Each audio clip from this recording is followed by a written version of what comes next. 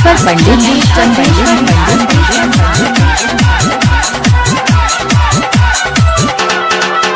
सखी सब हमर धन हार जाइले गइल, सखी सब हमर धन हार जाइले गइल। राते राजा जी के मुँह के बिलाइले गइल, हमरा राजा जी के मुँह के बिलाइले गइल। सखी सब हमर धन हार जाइले गइल, सखी सब हमर धन हार जाइले गइल।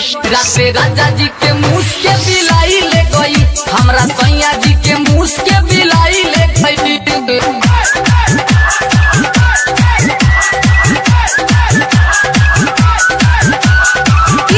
चंदेश्वर पंडित विप्रास चौक।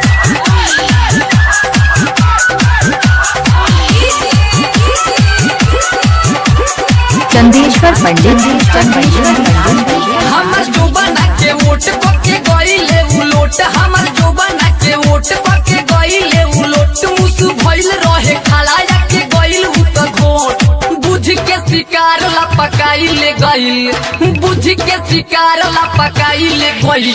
हमरा रजब के मुस के बिलाइले गइल, हमरा सैया जी के मुस के बिलाइले गइल। अरे का कहिए सब बिलाइले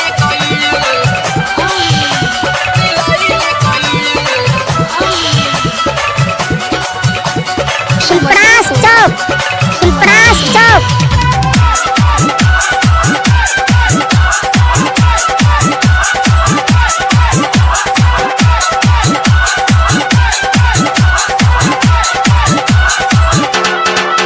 जब राजा जी चिल्लाई हमर टुटुए ओंघाई, जब राजा जी चिल्लाई हमर टुटुए ओंघाई। होश उड़ गइल देखो नीचे डिबरी जराई, मोरा देहिया के दर्द के दवाई ले गइल, मोरा देहिया के दर्द के दवाई ले गइल। रात सैया जी के मुँह के बिलाई ले गइल, हमरा राजा जी के मुँह के बिलाई ले गइल।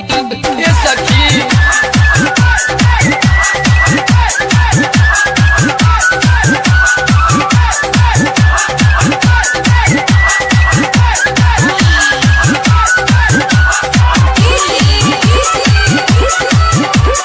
चंदेश्वर पंडित जी, चंदेश्वर पंडित। देखी पिया के हाल हम भइनी बेहाल, देखी पिया के हाल हम भइनी बेहाल।